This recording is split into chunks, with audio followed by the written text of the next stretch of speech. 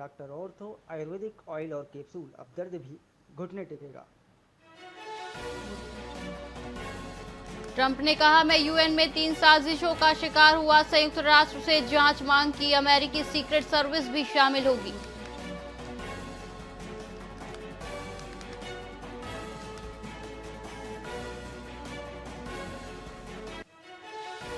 PM Modi ने कहा, देश में चिप से लेकर शिप तक बनाएंगे, किसी पर निर्भर रहना अब मंजूर नहीं। नोएडा में इंटरनेशनल ट्रेड शो का उद्घाटन किया।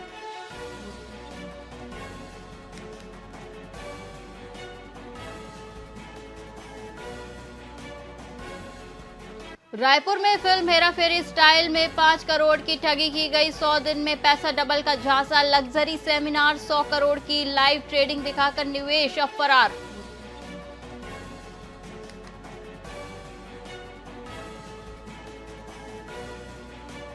छत्तीसगढ़ में दिव्यांगों के नाम पर 1,000 करोड़ का घोटाला। सीबीआई जांच होगी। कागजों में फर्जी स्टाफ मशीनें, वेतन खरीदी के नाम पर कैश निकाले।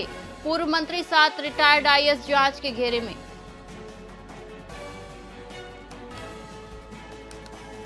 दो दिन पूरे प्रदेश में भारी बारिश की चेतावनी। बंगाल में बने सिस्टम का असर। 16 जिलों में अलर्ट। गरबा मैदान सूने, भीड़ कम।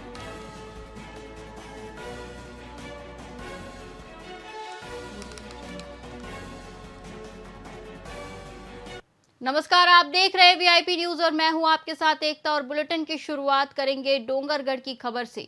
धर्मनगरी डोंगरगढ़ में नवरात्र के तीसरे दिन मां बमलेश्वरी धाम में करीब 3.5 किलोमीटर लंबे पर्यावरण परिक्रमा पथ का लोकार्पण किया गया। बता दें कि इस पथ का निर्माण 10 साल में पूरा हुआ है। इस दौरान विधानसभा अध्यक्ष डॉक्टर रमन सिंह और वन मंत्री केदार कश्यप ने मंदिर में पूजा अर्चना की। वहीं परिक्रमा पथ में छत्तीसगढ़ के प्रमुख तीर्थों और वन्य जीवों की झलक है, जो इसे धार्मिक और सांस्कृतिक महत्व देता है। हालांकि उद्घाटन के दौरान ये भी सामने आया कि अभी ये पथ असामाजिक तत्वों का अड्डा बन चुका है।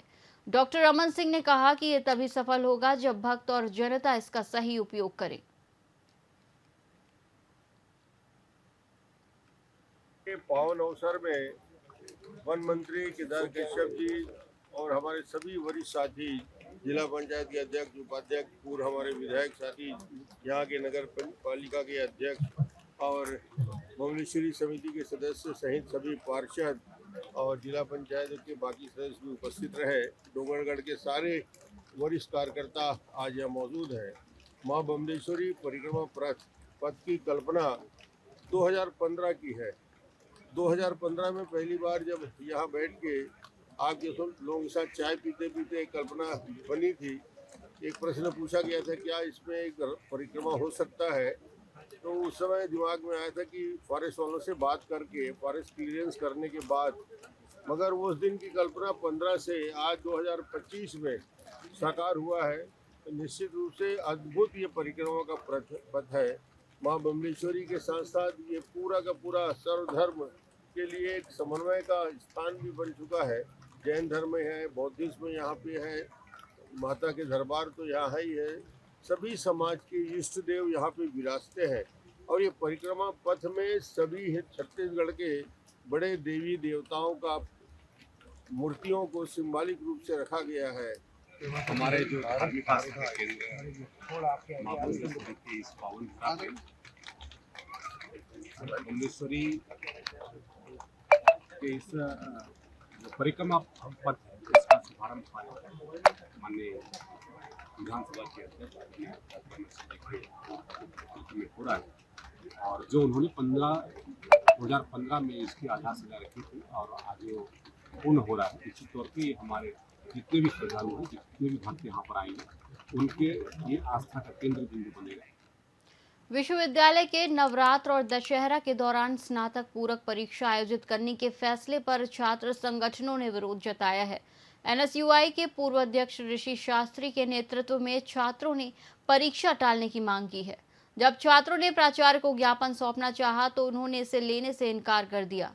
इसके बाद छात्रों ने कॉलेज दफ्तर के बाहर ज्ञापन चस्पा कर दिया। मामले को देखते हुए नायब तहसीलदार और कांग्रेस प्रतिनिधि प्रशासन से बात करने पहुंचे हैं। वहीं छात्रों का कहना है कि धार्मिक पर्वों का सम्मान किया जाना चाहिए और परीक्षा को बाद में आयोजित किया जाना चाहिए। सप्लीमेंट्री परीक्षा विश्वविद्यालय ने घोषित करी है और 29-30 तो परीक्षा है और फिर उधर दशहरे के बाद परीक्षा है। तो ये तो यूनिवर्सिटी का डिसीजन है, वो कब परीक्षा के डेट्स डिक्लेयर करते हैं, इसमें हमारा कोई रोल नहीं है। हमारे पास टाइम टेबल आया है और जो हमको परीक्षा संपन्न करानी। काश को लेकर विरोध है, हम वीसी सर से हम चर्चा कर लेंगे कि ऐसा है। बाकी ये सिर्फ ये यूनिवर्सिटी का कार्य क्षेत्र है, इसमें हमारा कुछ भी रोल नहीं। जी, दिनांक 20 को शिक्षा विभाग मंत्रालय द्वारा एक सूचना जारी हुई, जिसमें नवरात्र पर्व एवं दशहरा पर्व को लेकर के दिनांक 29 से लेकर के दिनांक 4 तारीख तक अवकाश रखा गया था। दिनांक 25 तारीख को विश्वविद्यालय की एक गाइडलाइन जारी होती है, जिसमें दिनांक 29 और 30 को विश्वविद्यालय की परीक्षा, पूरक परीक्षा आयोजन के संबंध में एक जानकारी आती है। तो उसको लेकर के आज हम रीडिंग कॉलेज है दिग्विजय महाविद्यालय, जिसके अंदर में लगभग 40 कॉलेज आते हैं, वहाँ के प्राचार्य के पास ज्ञापन सौंपने आए थे। कुलपति के नाम, माननीय मुख्यमंत्री जी के नाम और माननीय अध्यक्ष के नाम हम ज्ञापन सौंपने आए थे। आज हम लोग दिग्विजय महाविद्यालय में NSY प्रतिनिधि मंडल जो है वह एक छात्रों के विषय की मांग को लेकर ज्ञापन देने के लिए आया था, लेकिन प्राचार्य महोदय ने कहा कि मैं ज्ञापन ले भी नहीं सकती और यूनिवर्सिटी में फॉरवर्ड कर भी नहीं सकती।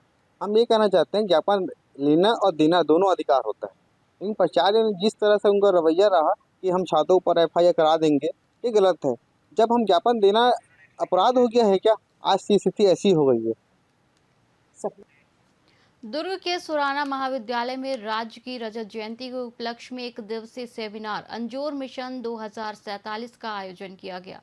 बता दें कि इस मौके पर जिला शिक्षण समिति अध्यक्ष प्रवीण चंद्र तिवारी और मुख्य अभियंता संजय खंडेवाला ने विद्यार्थियों को ऊर्जा, सोलर पावर और सरकारी योजनाओं की जानकारी दी।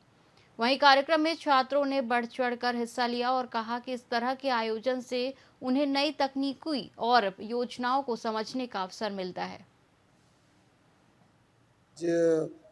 कॉलेज के द्वारा जो हमारे लिए एक संगोष्ठी का आयोजन किया गया था वो काफ़ी सफल रहा। हमें इसमें बहुत सी जानकारियों को जानने का मौका मिला। जो CSPTL के हमारे राजीव खंड सर थे, उन्होंने हमें बहुत सारी जानकारी दी। विज़न जो 2047 का जो एक विज़न लेकर हमारी सरकार जो चल रही है, और अभी जो वर्तमान में प्रधानमंत्री द्वारा जो एक सूर्य घर योजना का जो चला जा रहा है, उसके बारे में काफ़ी डिटेल में हमें जानकारी प्राप्त हुई। लोगों के मन में भ्रांतियाँ थी कि पैसों को लेकर भी कुछ भ्रांतियाँ थी। आज वो वृहद रूप में सर ने हमें समझाया कि किस तरीके से हम शासन की योजनाओं का लाभ ले सकते हैं और आने वाले भविष्य में हम मुफ्त बिजली योजना की तरफ बढ़ सकते हैं। तो मेरा एक निवेदन है समग्र सभी दर्शकों से कि वो इस योजना का अधिक से अधिक मात्रा में लाभ उठाएं। जिला शिक्षण समिति द्वारा संचालित सेठ बद्रीलाल खंडेलवाल शिक्षा महाविद्यालय, सेठ रतनचंद सुराना विधि महाविद्यालय और सेठ रतनचंद सुराना कला एवं वाणिज्य महाविद्यालय के संयुक्त तत्वाधान से आज एक दिवसीय सेमिनार आयोजित किया गया।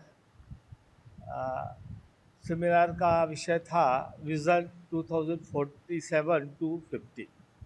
इसमें आज CGPDCL द्वारा बहुत अच्छा पैनल, सोलर पैनल आदि के बारे में जानकारी दी गई। आज लगभग 150 विद्यार्थी इस सेमिनार से लाभान्वित हुए और उन्होंने ये बहुत अच्छे से समझा कि किस प्रकार से सोलर पैनल वो अपने घरों में लगवा सकते हैं और किस तरह से कितनी सब्सिडी राशि उनको मिल सकती हैं, जो कि वो अपने घर में जाकर के एक्सप्लेन करेंगे। तो ये उम्मीद करते हैं कि इससे वो ज़रूर अपने परिवार में इंफॉर्मेशन दे करके इसका लाभ उठा सकेंगे। आज Seth RCS commerce and arts college Durg में मुझे एक सेमिनार हेतु बुलाया गया था। विषय था छत्तीसगढ़ अंजोर विजन एट 2047। मुझे बहुत अच्छा लगा कि छात्रों के बीच में अपने अनुभव, अपनी कंपनी के अनुभव, ऊर्जा क्षेत्र के अनुभव शेयर करूं। तो आज मैंने अपना छत्तीसगढ़ में विगत 25 वर्षों में बिजली के क्षेत्र में क्या किया गया, क्या समस्याएं थी राज्य जब बना और आज हम किस मोड़ पर खड़े हैं और आज 2047 पे हमें क्या बनना है, वो सारे विज़न शेयर किए। और मेन जो अभी आज का फोकस है, आजकल का फोकस है कि PM सूर्यघर योजना तो पीएम सूर्यघर योजना के बारे में यहाँ के लोगों को हमने विस्तृत जानकारी दी और मैं उम्मीद करता हूँ कि इस जानकारी के आधार पर लोग अब स्वयं अपना निर्णय लेने में सक्षम होंगे। छत्तीसगढ़ के राजनांदगांव में शराबखोरी और झगड़ों से परेशान एक मां ने अपने बेटे को जलाकर मार डाला।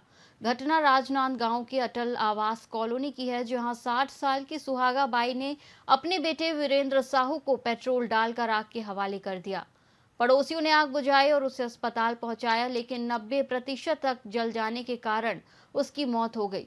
पुलिस ने आरोपी मां को गिरफ्तार कर लिया है, जिसने जुर्म कबूल करते हुए कहा कि वो बेटों की हरकतों से तंग आ चुकी थी और अब बर्दाश्त नहीं कर सकती थी।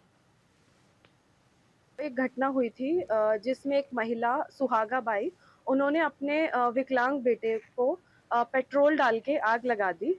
अभी तक के कथन के अनुसार ये पता लगा है कि वो पिछले कई वर्षों से 20 वर्षों से परेशान थी और उसने पहले से ही इसकी योजना बनाई थी, जिसमें उसने पेट्रोल पंप से एक प्लास्टिक की बोतल में पेट्रोल खरीदा था। मौके पे हमको वही प्लास्टिक की बोतल और माचिस मिली है और 24 घंटे के अंदर ही उस अपराध को पंजीबद्ध किया गया और आरोपी को हिरासत में लिया गया। एक घटना हुई।